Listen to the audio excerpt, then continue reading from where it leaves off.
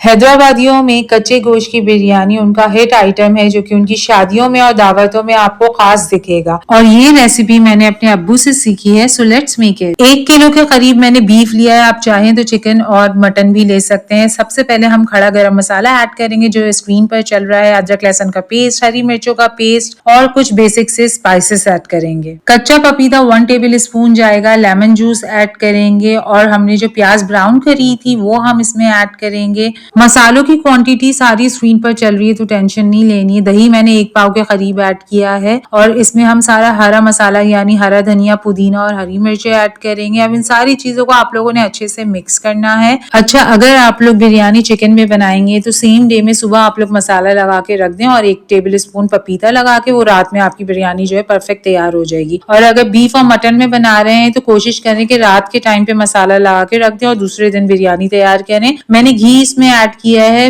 वही घी जिसमें हमने प्याज ब्राउन करी थी, और कोशिश करें बिरयानी ये वाली घी में बनाए तो बहुत मजे की बनती है। अच्छा, मैंने जो है ना पूरा मसाला लगा के पूरी रात के लिए छोड़ दिया था। दूसरे दिन शाम में बिरयानी को दम लगाया है। तो अदन का पानी जैसे बिरयानी का चढ़ता है वैसे ही हमने इसको चढ़ाना है। और चावल, इसमें टिप्स एंड ट्रिक्स हैं जो कि हमें थोड़ी सी फॉलो करनी होती है चावल पकाने के लिए। पहली लेयर जो आपकी इस बिरयानी की लगती है ना, वो 50% कुक होनी चाहिए आपकी, और जो सेकेंड लेयर हम लगाते हैं वो आपकी 60 to 70% कुक होनी चाहिए, क्योंकि ये बिरयानी पकने में टाइम लगता है। गोश्त बीफ का और मटन का अगर होता है तो वो गलने में थोड़ा सा टाइम लगता है, इसलिए हम चावलों को जो है ना हाफ कुक रखते हैं। फिर वही आपने दम पे जो है हरा मसाला सारा ऐड करना है, प्याज ब्राउन की हुई ऐड करनी है, पानी जिसमें मैंने चावल बॉईल किए थे वो ऐड करा है थोड़ा सा, और घी ऐड करा है। दम लगाने के बाद बहुत ही मजेदार खुशबूदार सी आपकी रेसिपी रेडी होगी।